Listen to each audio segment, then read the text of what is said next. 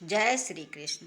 आज मैं उल्लू और गधे की कहानी बताऊंगी, जिसको सुन के हम सबको समझना चाहिए। उल्लू ने कहा, उल्लू उल्लू और गधा एक शहर के लिए निकले घूमने के लिए जा रहे थे। तो रास्ता बहुत कठिन था। तो उल्लू गधे की पीठ में बैठा था। उल्लू गधे की पीठ में बैठा था, गधा जा रहा था। तो उल्लू बोला कि चलो भाई, इसी बीच में मैं तुमको कुछ बताना चाहता हूँ कि हर इंसान को अपनी तीन चीज़ कभी नहीं सौंपना चाहिए। किसी को भी अपनी तीन चीज़ नहीं सौंपना चाहिए। तो गधा बोला कि बताओ भाई कैसा है। तो बोलता है उल्लू कि ये तो मैं कहानी के अंत में बताऊंगा कि वो तीन चीज़ें क्या है जो नहीं सौंपे है ना। तो चलते चलते एक कहानी बताता है कि एक राजा था, बहुत धनवान था, बहुत अच्छा था। उसकी पत्नी बहुत सुंदर थी, सुशील थी। तो सब कुछ से संपन्न था, धन दौलत से, पर उसके संतान नहीं थी। तो राजा हो गया रहता था। फिर कुछ दिनों बाद उसको निर्वंशी कहने लगे, राजा निर्वंशी है, ये हो, कहीं जाए तो बस यही सुनने को मिले। तो एक दिन आया और लेट गया निराश होके महल में, अपने शयन कक्ष में। तो उसकी पत्नी रानी आती तो कहती है राजा, हे राजन, आप तो कभी ऐसा उदास नहीं दिखते थे, आज क्या बात है, बताइए आप। तो बोले, हो कुछ बात नहीं है, ऐसे मैं थक गया हूँ। नहीं तो बोलती कि नहीं, मुझे तो विश्वास नहीं हो रहा, आप तो किसी न किसी बात से परेशान हैं, या क्या परेशानी है, तो आप बताइए। हर पत्नी का यही धर्म होता है कि पति यदि परेशान है, दुखी है, तो उसको उसके साथ में भाई शेयर करे, उसके दुख दूर करे, बात सुने। और पति को भी यही चाहिए कि पत्नी यदि परेशान है, दुखी है, तो पति को भी साथ देना चाहिए और उसके दुख का कारण पूछना चाहिए क्या है। तो नहीं नहीं राजन, आप बताइए मुझको, मेरे से तो रहा नहीं जाता है। तो बोले कि ठीक है, तुम अब क्यों परेशान हो, इसलिए नहीं बता रहा था। अब हमारा तो पहले तो इधर उधर था, अब राज्य में सब प्रजा भी कहती कि हमारे राजा निर्वंशी हैं, उनके कोई संतान नहीं है, कुछ भी नहीं है। तो ये तो बहुत तो हुआ, क्या किया जाए, ऐसा लगता है कि आत्महत्या कर लें। राजा बोलने लगा। तो राजा बोलने लगा तो अब रानी सुन के भी परेशान हुई, बोली कि अब क्या किया जाए, बहुत वो हुई। तो ऐसे ही वो रानी दुखी होकर रोते हुए अपने कक्ष में बैठी थी। राजा वहाँ पे राजा नहीं था। तो उसकी दासी आई तो बोलती है कि हे रानी साहिबा, आप क्यों दुखी हैं, रो रही हैं। तो बोले कि अब क्या बताएं, क्या करें, हमारी पूरी प्रजा जो है पूरे राज्य में इतनी वो हो रही है, दुखी हो कर रहे हैं, कहते हैं निर्वंशी है, इसके संतान नहीं है, राजा रहने के योग्य नहीं है, सब ऐसा बोल रहे हैं। तो क्या किया जाए, बहुत दुख की बात तो है, हमारे हमारे कोई बच्चा नहीं हुआ, हम अपने पति को संतान नहीं दे पाए हैं, तो हमारी तो का वो है, लगता हम ही आत्महत्या कर लें। राजन जो बोल रहे थे मेरे पति। तो दासी बोलती कि हे रानी साहिबा, आप इतना उदास मत होइए, देखिए कुछ ना कुछ उसका तो मिल ही जाएगा उपाय। तो हो गया, रहने लगी। एक दिन दासी बोलती है कि रानी साहिबा, हमारे मन में तो एक बात आई है। बोले कि बताओ। तो बोली कि ये है कि हाँ, आप जो है राजा साहब से बोल दीजिए कि हम गर्भवती हैं, हमारे गर्भ है एक एक महीने का। तो वो बोलती हैं रानी कि ये दासी तुम क्या बोल रही हो, इसी झूठ को हम बोल देंगे, कभी ना कभी तो ये राज निकलेगा भाई। 9 9 महीने आएंगे, पुत्र का जन्म होता है, फिर सब ये होगा, तो हम क्या कर सकते हैं। ऐसे में तो हमको तो राजा बहुत दुखी होंगे और परेशान होंगे हमारे पीछे। बोले कि अभी अभी तो आप बोल दीजिए, तो राजा साहब तो हम खुश हों, फिर बाद में देखा जाएगा। तो होगा, रानी दासी के बातों में आ जाती है और राजा साहब से बोलती है कि हे राजन, आप पिता बनने वाले हैं, मेरे कोख में संतान है, मैं गर्भवती हूँ। तो राजा बहुत खुश हो जाता है, बोले ये बात सत्य है रानी। तो बोलती हाँ। तो हो गया, राजा जब 2 महीने 3 महीने हो जाता है तो तमाम जाके अपने घोषणा कर देता है राज दरबार में कि हमारी रानी साहिबा गर्भवती हैं, अब हम निर्वंशी नहीं कहे जाएंगे, हमारे पुत्र की प्राप्ति होगी, संतान होगी। तो वो राजा बहुत सभी प्रजा में कह देते हैं। अब हो अब जब 9 महीना हो गए, होने लगे, तो दासी से रानी बोलती है कि हे बताओ दासी, तुमने ऐसे झूठ बुलवाया है। अब 9 महीने हो रहे हैं और राजा साहब बहुत खुश हो रहे हैं कि अब हमारे पुत्र होगा, संतान होगी, तो हम क्या बताएंगे बताओ। तो बोली कि आप परेशान मत होइए, हो गया, अभी हम और सोचते हैं इसकी युक्ति। फिर दासी एक दिन बोलती है कि आप अब ऐसा करते हैं कि कह देते हैं कि हमारे पुत्र हुआ है, राजकुमार का जन्म हुआ है। तो रानी रोने लगती, घबराने लगती, तुम ये क्या झूठ पे झूठ बुलवा रही। बोले रानी साहब आप चुप रहिए, हो देखिए, फिर बाद में देखा जाएगा, अभी तो राजा साहब को संभाल लिए। तो जाके बोल देती है दासी राज दरबार में कि राजा साहब, अन्नदाता, आपके यहाँ राजकुमार का जन्म हुआ है। रानी ने राजकुमार को जन्म दिया है, रानी साहिबा ने। तो राजा बहुत प्रसन्न होते हैं, पूरे दरबार वालों से बोल देते हैं, कहते हैं, तमाम राज्य में बोलते हैं कि हमारे पुत्र हुआ है, पुत्र हुआ, और उठ के चलने लगते हैं। तो कहते हैं कि फिर दासी चलो कक्ष की ओर जाने लगते हैं। तो दासी बोलती है कि अभी नहीं, अभी मत जाइए, हम बताएंगे। अभी एक पुरोहित ने ये बोला है कि आप राजकुमार को नहीं देख सकते हैं। यदि देखेंगे तो दोष लगेगा, उनकी मृत्यु भी हो सकती है। तो आप अभी नहीं देखेंगे, बाद में हम बताएंगे, जब पुरोहित बताएंगे हमको। अभी उन्होंने रोक दिया है। तो हो गया, राजा रुक गए भाई कि बड़े मुश्किल में तो संतान हुई है, और कहीं ऐसा हो जाए तो क्या करेंगे। फिर वो बीच बीच में कहते रहते हैं, कब दिखाओगे भाई, कब। तो दासी बोलती है रानी से कि आप ऐसा बोल देना रानी साहिबा कि इसके विवाह के समय में हम दिखाएंगे, अभी नहीं दिखाएंगे, जब इसका विवाह होगा तो दिखाएंगे, अभी नहीं दिखा सकते हैं, पुरोहित ने ऐसे बोला है। तो हो गया, रानी बोल देती है राजा से कि राजा साहब मत परेशान होइए, अब जब हमारे राजकुमार पुत्र की शादी होगी, शादी तय करिएगा, तो फिर हम इसका मुंह देखने को मिलेगा। अभी पुरोहित ने मना कर दिया है। तो अब राजा तमाम अपने सब राज दरबार में बोलता है कि जाओ भाई, हमारे हमारे राजकुमार के लिए वो लेके आओ, शादी के लिए राजकुमारी ढूंढो, अच्छे राज में शादी होनी चाहिए, ये सब कुछ बोल दिया। पर अब सबको ये बोलते थे कि पुत्र का तो दिखाए ही नहीं, अब शादी भी होने लगी। तो अब जब सब जाके देखते हैं तो वहाँ सब बोल देते हैं कि हम आपको शादी करनी है। तो एक बड़े राज्य के राजा आया तो बोले कि हमको अपनी राजकुमारी की शादी आपके राजकुमार से करनी है भाई। तो बोले ठीक है। तो बोले आप राजकुमार को दिखाइए। तो बोले कि वो नहीं, राजकुमार को नहीं दिखा सकते हैं, क्योंकि पुरोहित ने बोला है कि राजकुमार को वहीं मंडप के नीचे दिखाया जाएगा, अभी नहीं दिखाया जाएगा।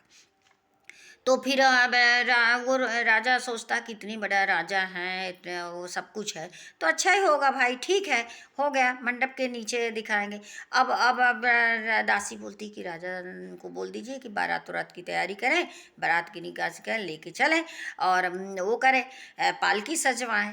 तो फिर रानी रोने लगती है कि तुम ये क्या कर रही हो, पालकी जब देखेंगे, जब कोई नहीं रहेगा तो क्या होगा। तो बोली आप चुप तो रहिए, सब ठीक होगा। मैं आटे का पुतला राजकुमार बनाती हूँ, पुतला बनाती हूँ, और सजा बजा के उसमें पालकी में रख दूंगी। अब पालकी को बोल दूंगी कोई ना खोले, रास्ते में ना खोले, ना देखे, वो मंडप के नीचे ही खुलेगा, फिर जो भी होगा तो देखा जाएगा। रानी साहब आप अभी बात को टालती रही, अब जो होना सो तो होना अंत में। तो इसी तरह राजा को बोल देती है रानी कि ऐसा ऐसा करना है। हो गया, बारात की निकासी होती है, और वहाँ वो पुतला सजा के बैठा देती है राजकुमार जैसे, और चल देते हैं पालकी को करके। और पालकी जा रही, सब बारात जा रही है, जाते जाते थक जाते हैं सभी बाराती है, सब पालकी वाले का हाल लो, तो बोलते हैं कि यहीं पे थोड़ा सा विश्राम कर लिया जाए, इसके बाद आगे बढ़ेंगे। तो पालकी को रख देते हैं एक जगह, दूसरे वृक्ष के नीचे पालकी रख देते हैं, दूसरे वृक्ष के नीचे बैठे रहते हैं सब कोई। तो इतने में नाग और नागिन जंगल रहता है, तो नाग और नागिन, इच्छाधारी नागिन और नाग रहते हैं। तो नागिन कहती है कि हे हे स्वामी, ये तो हे प्रिय, ये तो पालकी में एक ठो आटे का पुतला बैठा हुआ है और बारात है और कोई दूल्हा नहीं दिखता, बिना दूल्हे की बारात है। तो बोले होगा क्या होता, रहन दो, कुछ नहीं होता। तो वो नाग बोलता है कि ठीक है, मैं जाके देखता हूँ क्या है। तो नाग जाके देखता है तो बोलते हैं सही है। तो नागिन कहती है प्रिय, आज राजा के इतना नाम गाँव है, जब वहाँ देखा जाएगा कि कुछ नहीं, पुतला बैठा हुआ है, बिना दूल्हे की बारात है, तो राजा की कितनी बेइज्जती होगी। और वो जिसके यहाँ बारात भी जा रही है वो राजा की भी बेइज्जती होगी। बहुत दुखी हो गए राजा, दोनों ही राजा के राज्य के राजा। तो आप प्रिय तो नाग कहता कि अब मैं ये इस तरह का बेइज्जती होगी, अब क्या किया जाए। तो फिर नाग बोलता है नागिन से, हे प्रिय, मैं ऐसा ना करूं कि इसके पुतले में मैं समा जाऊं और एक राजकुमार का रूप धारण कर लूं। इच्छाधारी नांगन रहती, राजकुमार का रूप धारण कर लूं तो बात इनकी संभल जाएगी।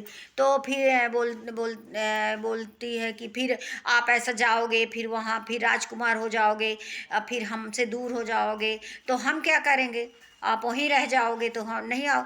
बोले ऐसा नहीं है, मैं ज़रूर आऊँगा, जब इसकी शादी हो जाएगी इसके बाद मैं यहाँ आ जाऊँगा, मेरे को जाने दो। तो हो गया। वो कहती कि ठीक है, विश्वास कर लेती है नागिन। अब वो नांग जाके उस पुतले में समा जाता है। इच्छाधारी तो रहते हैं ये लोग। और एक राजकुमार, सुंदर सा राजकुमार का रूप धारण कर लेता है। अब पालकी उठती है, अब पालकी वहाँ जाती, बारात की आगवानी होती, बढ़िया सब कुछ होता है। और जब मंडप के नीचे जाते हैं तो बोले अब दूल्हे को देखा जाए भाई, अब यहाँ पे तो माया खुलेगा। तो देखते हैं तो एक कितना सुंदर राजकुमार, एकदम जो राजकुमारी वहाँ की थी वो भी खुश होते हैं, उसके पिताजी भी खुश होते हैं, उधर का भी राजा, इधर पिताजी भी खुश होता है। सबको किया है, इतना अच्छा शादी ब्याह होती है।